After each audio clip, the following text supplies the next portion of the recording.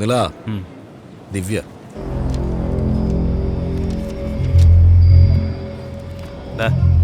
അവനാകെ ഒരു തവണ ചെയ്തോളൂ. നീ അത് വായും പൊളിച്ച് നോക്കുന്നുണ്ടല്ലോ. ഡാ കൃഷ്ണ, ദിവ്യയെ വിളിക്കടാ. അവള് എത്രയാന്ന് വിചാരിച്ച് അങ്ങനെ കാത്തിരിക്കുക. ദിവ്യ ഇങ്ങോട്ട് വാ. നീ പോയിക്കോ, ഞാൻ നോക്കിക്കോളാം. ഓൾ ദി ബെസ്റ്റ് അളിയാ. എന്റെ ഫ്രണ്ട്സിന് നിന്നോടൊന്ന് പറയാനുണ്ടെന്ന്. സംസാരിക്കും. എന്ത് പറയാനാ? എന്ത് കാര്യം പറ. നിന്റെ മൊബൈൽ നമ്പർ. എന്തിനാ? ഒരു വീഡിയോ ഉണ്ട്, അത് അയച്ചുതരാൻ വേണ്ടിയാ. എന്ത് വീഡിയോ? നീയും കൃഷ്ണയും തമ്മിൽ ബന്ധപ്പെടുന്നത്.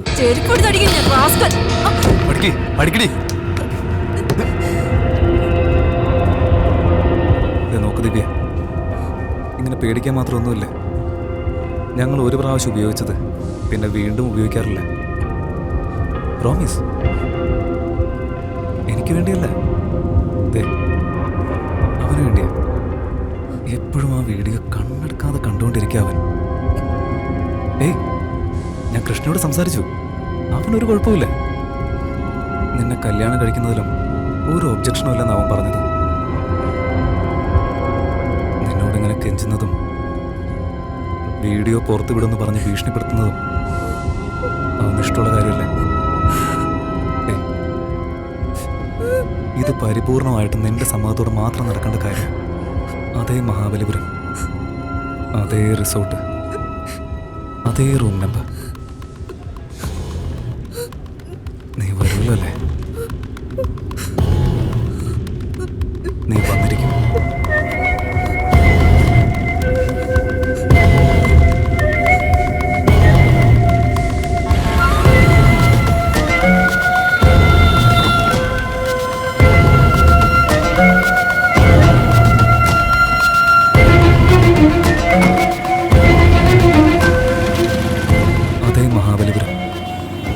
റിസോർട്ട്, അതേ റൂം നമ്പർ. നീ വരുമല്ലോ അല്ലേ?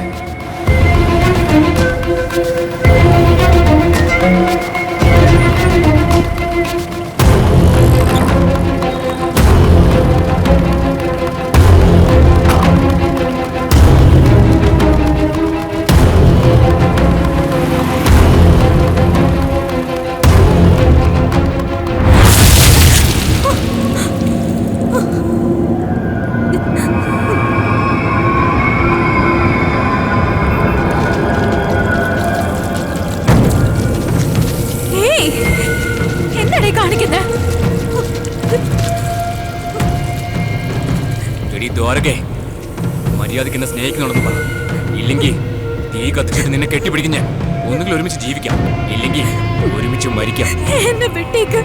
എനിക്ക് പേടിയാവുന്ന ഗുണ, പ്ലീസ്. പേടിയുണ്ടല്ലേ? അപ്പൊ പേടിയുണ്ടല്ലേ? ഇല്ലെന്ന് പറഞ്ഞാ വിടുവോ ഞാൻ? ഇഷ്ടമാണെന്ന് പറയേ. എന്നെ ഇഷ്ടമാണെന്ന് പറയേ. എന്നെ വിട്ടേക്ക് ഗുണ. ഞാൻ നിന്നെ സ്നേഹിക്കുന്നത്. ഞാൻ നിന്നെ തന്നെയാ സ്നേഹിക്കുന്നത്.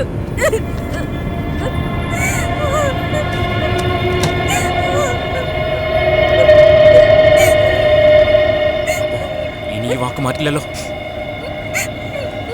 ശരി, വയ്ക്കോ.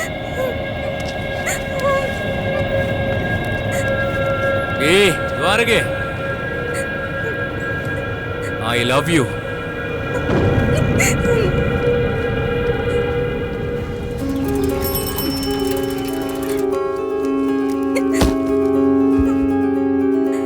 ഇതുവരെ ഞാൻ ഒറ്റയ്ക്ക് പോരാടി, പരാതികൾ കൊടുത്തു പോരാടി, ജനങ്ങളെ സംഘടിപ്പിച്ച് പോരാടി. ഇനി കോടതിയിൽ നിയമപരമായ പോരാട്ടമാണ്. എന്തായാലും പിന്മാറുന്ന പ്രശ്നമില്ല. ഈ സമൂഹത്തിൽ മാന്യമായിട്ട് ജീവിക്കുന്നവരാണ് ഞാൻ. സോഷ്യൽ ആക്ടിവിസ്റ്റ് എന്ന് പറഞ്ഞിട്ട് ആരുടെയെങ്കിലും കയ്യിൽ നിന്ന് പണവും വാങ്ങിച്ചിട്ട് എനിക്ക് ചീത്ത പേരുണ്ടാക്കാനാണ് ഇവരെല്ലാം ശ്രമിച്ചുകൊണ്ടിരിക്കുന്നത്. ഇതെല്ലാം നിയമപരമായി നേരിടാനാണ് ഞാൻ തീരുമാനിച്ചത്. നന്ദി. എന്താടി നേരത്തെ വന്നത്? ഓ മാഡം, നീ എന്താ മിണ്ടില്ലേ? ദ്വാരകേ, ചായ എടുക്കട്ടെടി. നീ എന്തിനാ കഥകൾ നോക്കിയത്? എന്താടി മറുപടി പറയാത്തത്? കഥ നോക്കടി. ദ്വാരകേ,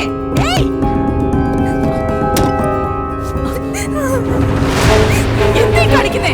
വേണ്ട. അയ്യോ അയ്യോ, ആരെങ്കിലും ഓടി വരണേ.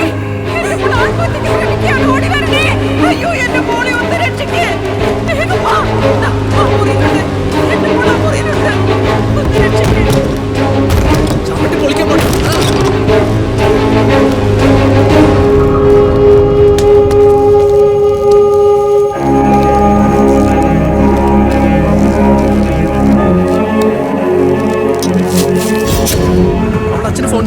വന്നേക്കാം. ശരി, വേഗം വാ.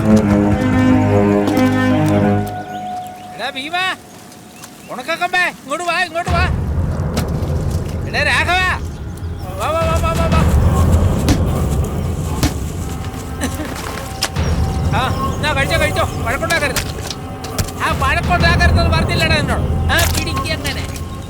എടാ ശശി, ചേട്ടാ, നിങ്ങളുടെ മകള് തൂങ്ങിച്ചാകാൻ നോക്കി. ഇപ്പൊ ഹോസ്പിറ്റലാ ഉള്ളത്. ഒന്ന് വേഗം വാ, പെട്ടെന്ന് വാ.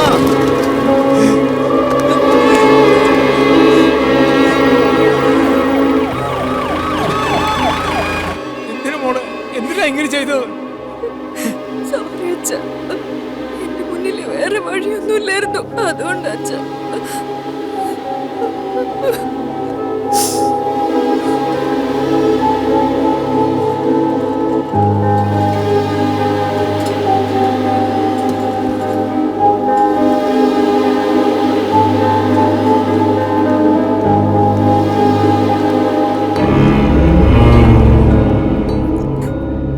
വിവരമുണ്ടോടി നിനക്ക്?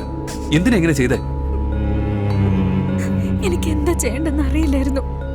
ഞാൻ ആകെ പേടിച്ചു പോയി.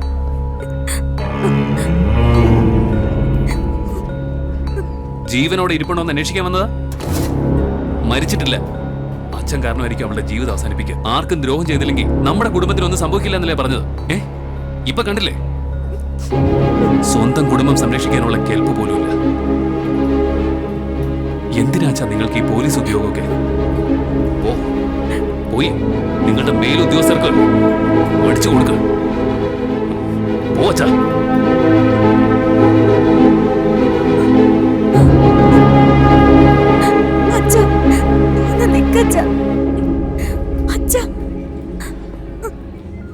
എന്റെ മോളെ എങ്ങനെയെങ്കിലും രക്ഷിക്കണം സാർ.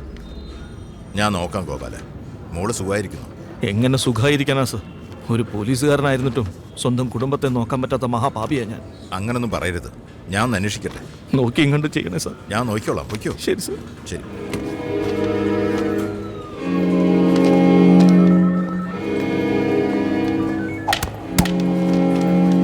സാർ, എന്റെ മോളെ എങ്ങനെയെങ്കിലും രക്ഷിക്കണം സാർ. ചേട്ടാ, നിങ്ങൾ കംപ്ലൈന്റ് തന്നല്ലോ, ഇനി ഞങ്ങൾ നോക്കണം. നിങ്ങൾക്ക് സർവീസ് ചെയ്യാൻ വേണ്ടി സർക്കാർ ഞങ്ങൾക്ക് ശമ്പളം തന്നു ഇവിടെ ഇരുത്തിയിരിക്കുന്നത്. പേടിക്കേണ്ട കാര്യമൊന്നുമില്ല. വയ്ക്കോ.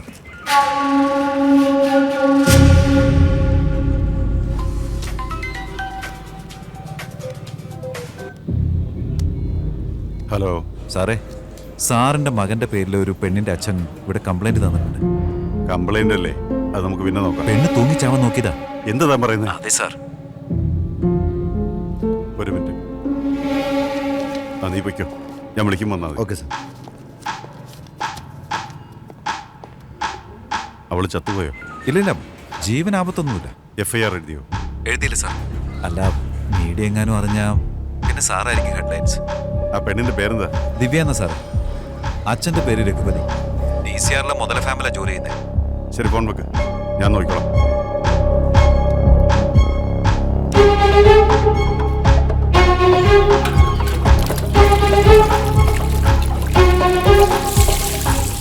ചേട്ടാ, എന്താടാ? ഇൻസ്പെക്ടർക്ക് എന്തോ സംസാരിക്കണം എന്നാ പറയുന്നത്. ഇങ്ങതാ. ആ പറയൂ സാർ. ആരാ സാർ കംപ്ലൈന്റ് തന്നത്? ഇല്ല സാർ, അവനെ ഞാൻ പറഞ്ഞു മനസ്സിലാക്കി. അവനങ്ങനെ ചെയ്യാൻ വഴിയില്ല. നോക്ക് ശെൽവം, കർശന നടപടി എടുക്കാൻ എനിക്ക് മോളിൽ നല്ല പ്രഷറുണ്ട്. അതുകൊണ്ടാണ് നിന്റെ ഒരാളെ പിടിച്ച് ടോർച്ചർ ചെയ്ത് അപ്രൂവറാക്കി നിർത്തിയിരിക്കുന്നത്. പോലീസ് ഡിപ്പാർട്ട്മെന്റ് നിന്നെ അകത്തൊക്കെ നോക്കിയിരിക്കുക. ഈ സമയത്ത് നിന്റെ അനിയൻ പെണ്ണ് കേസിൽ കുടുങ്ങിയിരിക്കുന്നു, അതും പോലീസുകാരന്റെ മോള്. ഈ കേസ് FIR എഴുതി കഴിഞ്ഞാൽ നിന്നെ എന്നെ കൊണ്ട് മാത്രമല്ല ഒരുത്തിനെ കൊണ്ട് രക്ഷപ്പെടുത്താൻ കഴിയില്ല. ഞാനിപ്പോ എന്താ സാർ ചെയ്യുന്നത്? എങ്ങനെയെങ്കിലും കോംപ്രമൈസ് ചെയ്യ. കയ്യോ കാലോ പിടിച്ചോ കേസ് പിൻവലിപ്പിക്കുക. കാശ് നമുക്ക് എത്ര വേണമെങ്കിലും സമ്പാദിക്കാൻ സെൽവം. ജീവൻ പോയി തിരിച്ചു കിട്ടുമോ? ജീവൻ പ്രധാനമാണ് സെൽവം.